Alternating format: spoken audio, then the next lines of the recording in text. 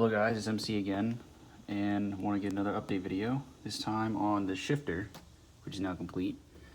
So originally this car was an automatic car, and where the automatic shifter would mount to this plate right here. Well, since I'm doing a manual conversion, I don't need that anymore. At least not the shifter. I still need the bracket, because this is where also the center console mounts to. But in order to do the conversion properly, I first had to get the bracket from the SRT4 to mount the shifter, and to do some significant modification, mainly cutting off the original feet and welding these this metal here, so kind of space it up from above this plate. Same thing up front, and welded this plate here, but now spacing up a little more. And now it moves pretty freely. There's some slight rubbing up here, but it's nothing. Just very, very, very little rubbing. So it's not big a deal at all. I'd say 99% good. End up in here. So I ended up cutting a hole for the shifter cables, and I cut this plate out from the SRT4 and welded it in place here for extra strength. And so, yeah. So when the interior's together, it'll look pretty much stock, and you won't even notice there.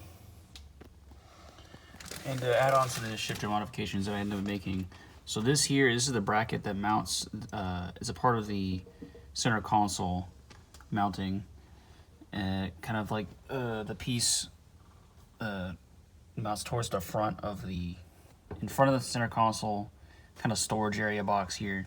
That's where this mounts. And well, this was originally welded in and kind of M-shaped, and that would conflict right in the middle with these cables here. So what I ended up doing was I bridged these together with a piece of some sheet metal, then cut the M part off, and so basically it's kind of a C shape now versus an M. And then drilled some holes here, and then used some rivet nuts to kind of screw it in place. So now I can take this piece apart. So if I need to take this whole thing out, I can get this piece out as well, and this will help a lot with you know, if I need to service anything, replace the cables, whatever, what have you. So pretty important piece there. Another thing I've been working on is the pedal set. So the SRT4 T850 has a hydraulic clutch. These are originally in the manual version of the original Chargers. They were cable-driven clutches. So I've heard of people converting the T850 to cable, but I decided to retain the hydraulic clutch. So I've had to do some major modifications to the firewall here. I've added this plate where the clutch master cylinder mounts to. I've also I took from the pedal set bracket on this SRT4 and cut off the portion where the clutch mounts to, and basically it's welded on here. It's almost pretty much perfect fit, just in modifications and just a little bit of cutting here and there, and it fits pretty well, and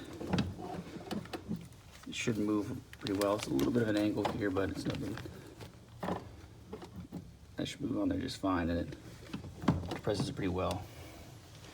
It'll look a little odd with the SRT4 pedal here and the original Charger pedal here, but it'll be fine.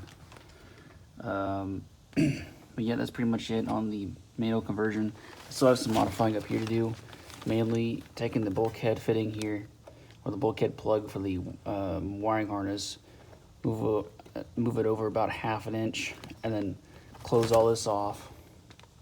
And probably move this hole as well. This is where the cable for the hood release goes through. So modify that, and then I think that'll be everything involving the manual conversion. Honestly, a little bit more work than I thought it would be, but that's pretty much with all projects how it goes. Another thing is the wiring harness, the original wiring harness. It's been pretty much fully relubed now, and got it kind of temporarily mounted in the car just to see where everything goes. And so because the wiring harness I bought from eBay came from a turbocharger, but a turbo model of the Shelby Charger, it only had single headlights, whereas this car has quad headlights since it's a base model. So I'm adding in some extra wires here. Basically, the 2 headlights on each side are going to act as 1 headlight. It's not exactly how the original lights operated, but it is what it is. You know, we gotta make do. Also, LED headlights, looking pretty slick. And also, I'm pretty proud of this piece. I ended up making a bracket.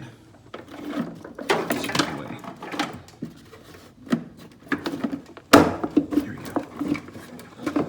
For the wiper motor here. So this piece, wiper motor brackets are pretty much unobtainable. I can't even find an image of them online. I couldn't find them anywhere on eBay or anything like that. So had to go custom, and fortunately it wasn't too hard to make. But and then this cover is not exactly the correct cover, but nothing a little bit cutting it can't solve. And it's in pretty alright. And the update on this SRT4 is now been completely stripped. No motor, no transmission, and no interior. Everything's out now. Got pretty much all the wiring harness, everything out. Yeah, this car is destined for the scrapper, unfortunately. But it is what it is, and its soul's gonna live on in the Charger. So, and here I am inside. So this is the engine harness, or not the engine harness, but the engine bay harness. Pretty much controls all the lights and sensors and stuff. And here's the main fuse block here for the SRT4. Basically, the next major step in terms of wiring is doing the same thing to what I did to the other loom, the old Charger harness, and just cutting out everything that's not needed, and then figuring out a way to merge it with the other harnesses. I got the other harnesses here. This is the interior harness. We don't need much on this harness, really just the fuel pump wire, and that's it. All the rear lights and interior lights, all that stuff, that's covered by the Charger harness, so that'll be all good. So, and here's the SRT4 motor itself.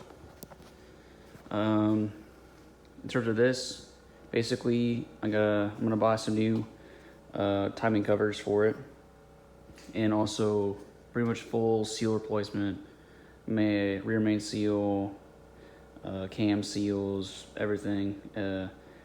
I don't think I'm gonna pull off the head, at least not right now. But the steel kit order does come with a head gasket, so if I need to replace it, I can.